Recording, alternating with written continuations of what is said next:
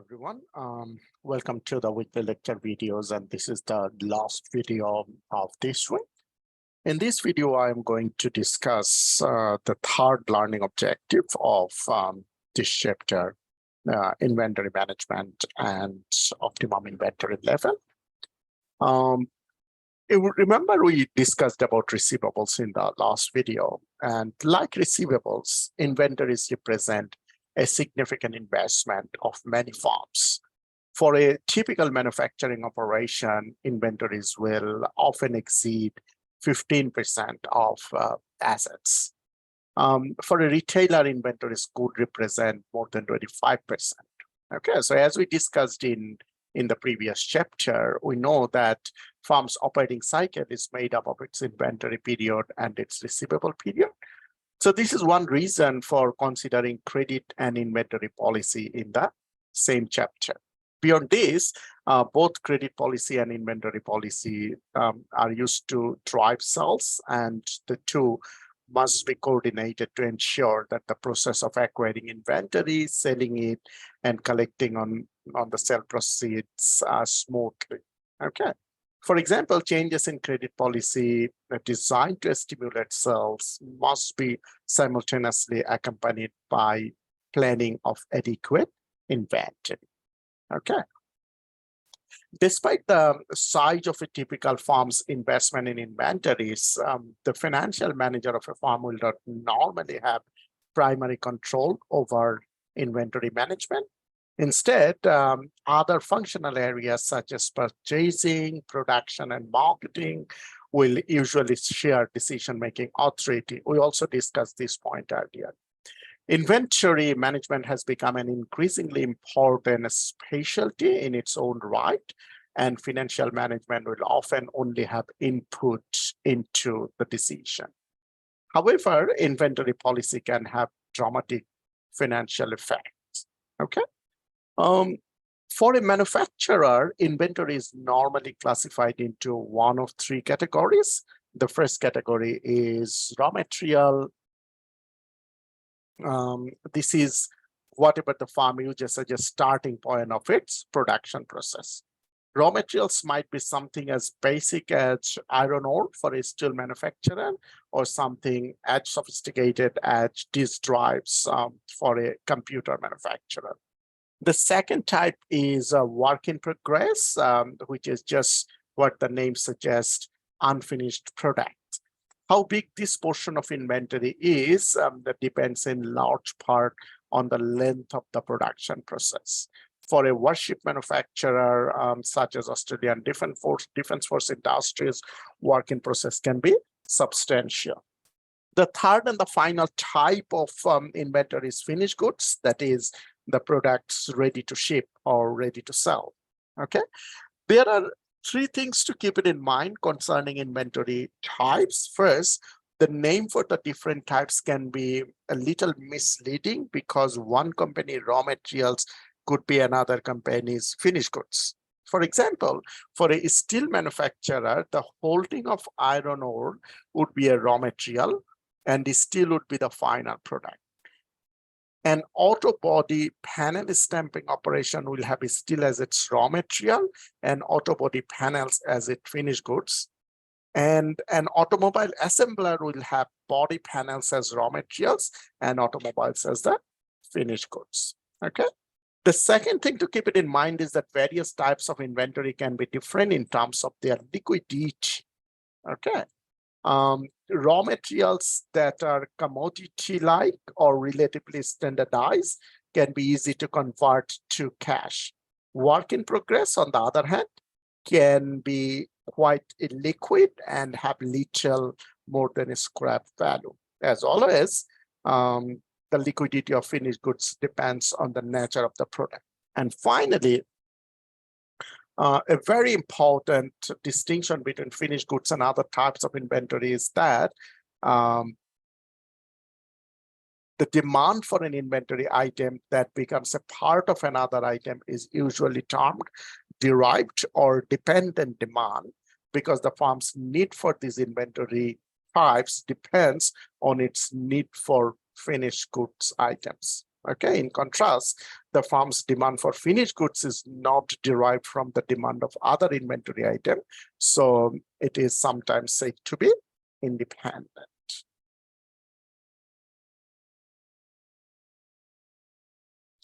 So inventory management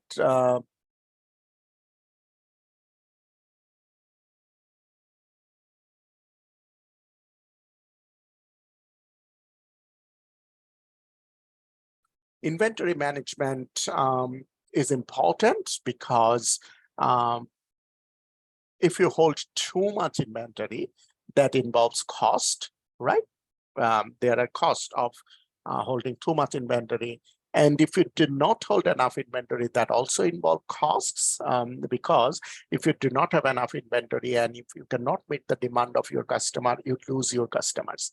Okay, so there is cost of losing your customers, right? So let's talk a little bit more about these costs. Okay. As we discussed in chapter 16, there are two basic types of cost associated with current assets in general and with inventory in particular. The first type of cost is carrying costs. Here, carrying costs represent all of the direct and opportunity costs of keeping inventory. Okay, they include storage and tracking, insurance and taxes, losses owing to obsolescence and deterioration or theft, and the opportunity cost of capital. The sum of these costs can be substantial, roughly ranging from 20% to 40% of the inventory value per year. The other types of costs associated with inventory are the shortage cost, you can see. These are the costs associated with having inadequate inventory on hand. The two components of shortage costs are restocking cost and the costs related to safety reserves. Okay, depending on the firm's business, order or restocking costs are either the cost of placing an order with supplier or the cost of setting up a production line. The costs related to safety reserve are the opportunity losses, such as lost sales or lost customer goodwill that result from having inadequate inventory. Okay, a basic trade-off in inventory management exists because carrying costs increase with inventory level, while shortage or restocking costs decline with inventory level. Okay, the basic goal of inventory management is thus to minimize the sum of these two costs.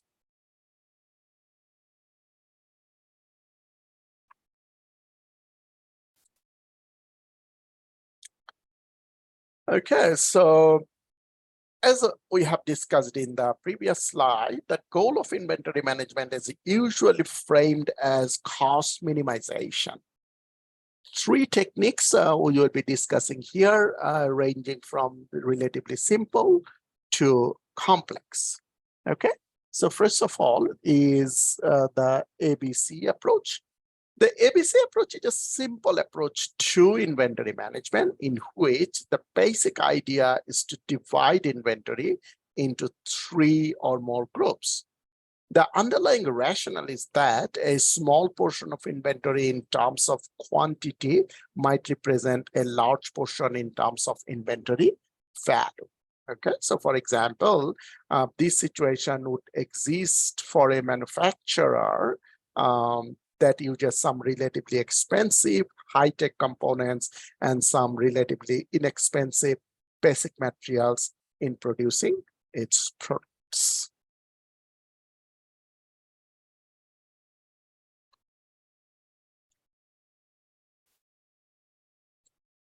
Now, economic order quantity model.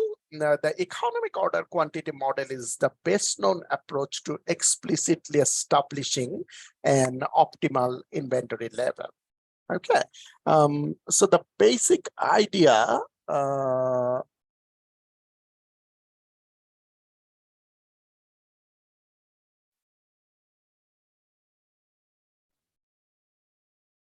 Okay, the basic idea of the UOQ model is illustrated in this figure, which plots the various costs associated with holding inventory. Okay, so you can see that the cost of holding inventory is in the vertical axis against inventory level, which is in the horizontal axis. Okay, so it's shown that inventory cost rises and the restocking cost decreases as inventory level increases. So you can see as inventory level increases, the carrying cost increases, but restocking cost decreases.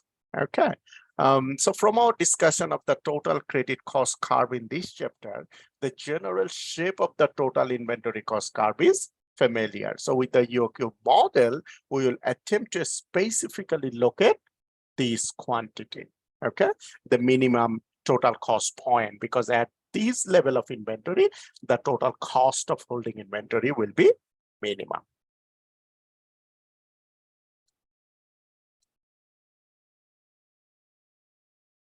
So I go back to the previous slide. Let's talk a little bit about inventory depletion. To develop the UOQ model, we assume that farm's inventory is sold off at a steady rate until it hits zero. And at that point, the farm restocks its inventory back to some optimum level.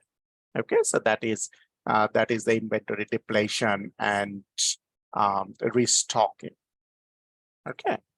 Carrying costs, on the other hand, we already know that carrying costs is the cost of holding inventory, and it is directly proportional to inventory level. So as we hold more and more inventory, the carrying cost increases, and this is the formula for carrying costs. So average inventory into carrying cost per unit equals to total carrying cost.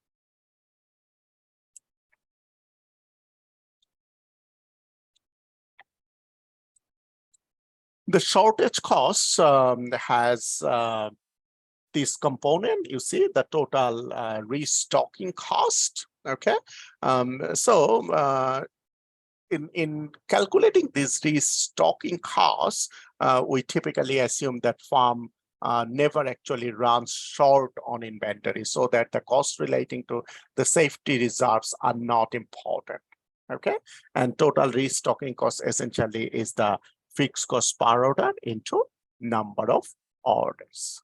Okay, and you can see that total cost is the carrying cost plus restocking cost. Okay, and then as we solve for Q, which is the optimum inventory quantity and which minimizes the inventory costs.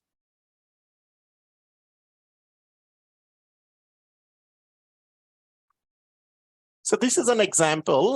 Consider an inventory item that has carrying costs $3 per unit.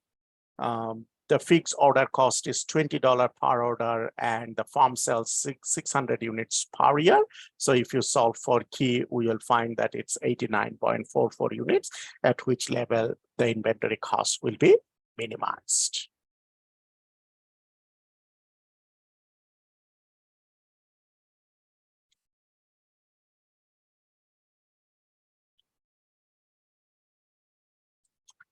Now, extensions to the UOQ model.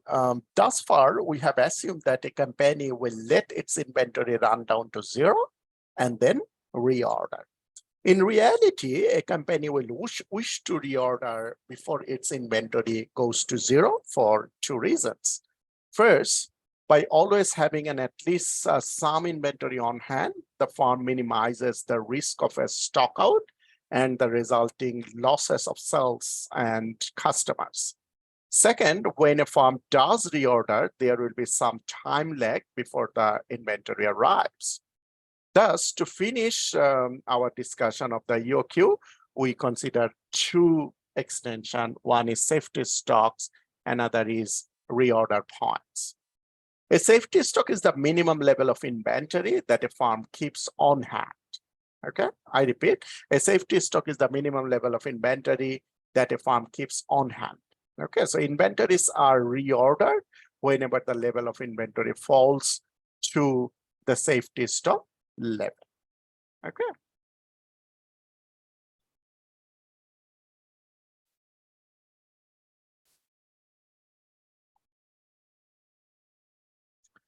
Just note one point that adding a safety stock simply means that the farm does not run its inventory all the way down to zero. Okay, so the farm will always have a level of inventory that is considered as safety stock. Reorder points. The reorder points are the times at which the farm will actually place an inventory order. Okay.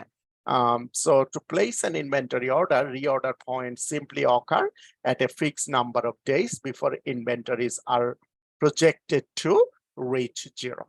Okay, so in reorder points is where you will make an order before inventory turn down to zero.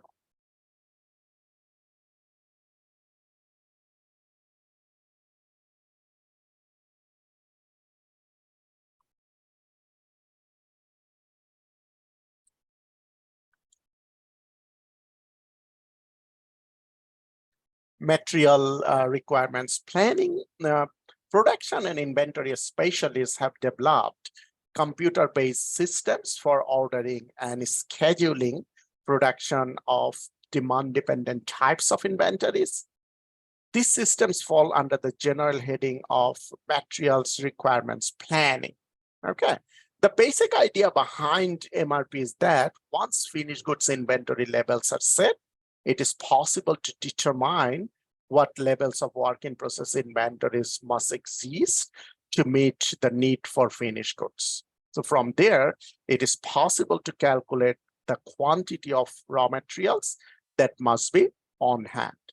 This ability to schedule backwards from finished goods inventory stems from the dependent nature of work in progress and raw material inventories. Okay, MRP is particularly important for complicated products for which a variety of components are needed to create the finished products. Okay, the last point that we are going to discuss is just in time. Okay, just in time inventory. Just in time inventory, or also it's called JIT inventory, JIT inventory, is a modern approach to managing dependent inventories. Okay. The goal of JIT is essentially to minimize such inventories, thereby maximizing turnover. The approach began in Japan, and it is a fundamental part of much of Japanese manufacturing philosophy. As the name suggests, the basic goal of JIT is to have only enough inventory on hand to meet immediate production needs. A variation of JIT is when many retailers rely on manufacturers to hold stock, while the retailer holds only a limited amount of floor stock. When a sale is made, the retailer gets the manufacturer to deliver to the customer. Okay, the result of the JIT system is that inventories are recorded and restocked frequently. Making such a system work and avoiding shortages requires a high degree of cooperation among suppliers. Japanese manufacturers often have a relatively small, tightly integrated group of suppliers with whom they work closely to achieve the needed coordination. And these suppliers are part of an industrial group called Keiretsu, called Keiretsu, supplying a large manufacturer, for example, Toyota. Each large manufacturers tend to have their own Keiretsu. It also helps to have suppliers located nearby, a situation that is common in Japan. The Kanban is an integral part of JIT inventory system, and JIT systems are sometimes called Kanban systems. The literal meaning of Kanban is card or sign, but broadly speaking, a Kanban is a signal to a supplier to send more inventory. Okay, for example, a Kanban could literally be a card attached to a bin of parts. When a worker pulls that bin, the card is detached and sent back to the supplier, who then supplies a replacement bin. Okay. GIT inventory system is an important part of large production planning process.